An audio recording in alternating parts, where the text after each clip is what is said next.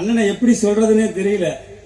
சிலரை பார்த்தா பிடிக்கும், சிலரை பார்க்க பிடிக்கும். அவர் பேரை சொன்னாலே பிடிக்கும்னா அது எங்களுடைய தலைவன் அண்ணன் கே செல்வகுமார் அவர்கள் மட்டும்தான்.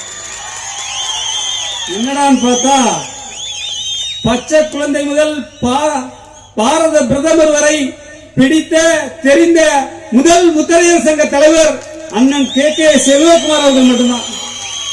என்ன தவறு செஞ்சமே தெரியல. எங்களுக்கு நீங்க அண்ணனா பிறந்திருக்கீங்க. நீங்க இருக்கும்போதே இந்த சமுதாயம் அரசியல் விடுதலை பெறவில்லை என்றால் எப்போது பெறப்போகிறது என்ற ஒரு ஐயம் நெஞ்சிலே எழுந்திருக்கு. இன்னைக்கு ஒரு சிறப்பு மிக்க ஒரு காட்சி. அதை பார்த்தோன்னே என் கண்ணில் அப்படியே ஆனந்த கண்ணீர் வந்துச்சு. என்னடா அப்படின்னா, மகாராஷ்டிராவுடைய அமைச்சர் இங்க வர்றாரு. ஐயா, அவர் பேரு ராம்தாஸ் அத்வாலே.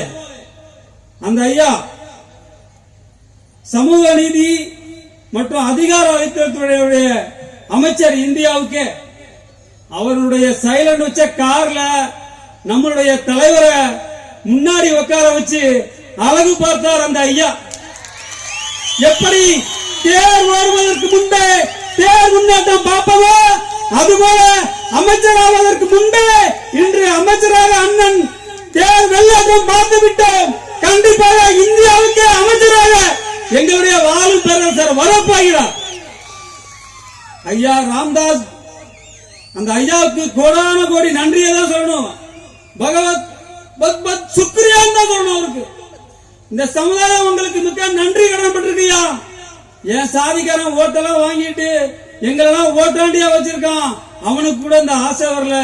என்னுடைய தலைவனை அமைச்சருடைய சைலன் வச்ச கார்ல முன்னாடி உட்கார வச்சு வந்தீங்க பார். உங்களுக்கு கோடான கோடி நன்றியா, நன்றியா. இதுவே போதுயா. எங்க மக்களுக்கு கொடுத்த மிகப்பெரிய வெற்றியா நினைச்சுக்கிறியா. அதுவே போதுங்கய்யா. நேரம் இல்ல, நிறைய பேசணும்னு வந்தோம்.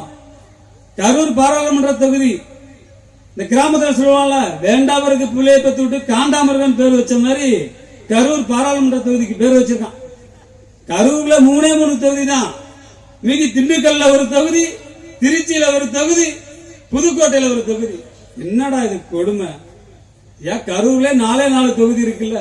தொகுதியை மறுசீலனை பண்ணுங்க தயவு செய்து. ஒரு 45 தொகுதியாவது உருவாக்குங்க தமிழ்நாட்டுல. அதை விட்டுட்டு ஏதோ ஒண்ணு போட்டு விடுறது, எங்களெல்லாம் பிரிச்சு விடுறது. மதுரையில 5 லட்சம் பேர் கூடணும். தென்னகமே திரளும் வலையர் வாழ்வுரிமை மாநாடு.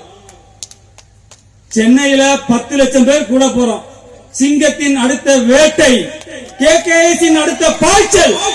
நம்ம எல்லாரும் ஒண்ணு கூடுவோமா? 10 லட்சம் பேர் ஒண்ணு கூடுவோமா?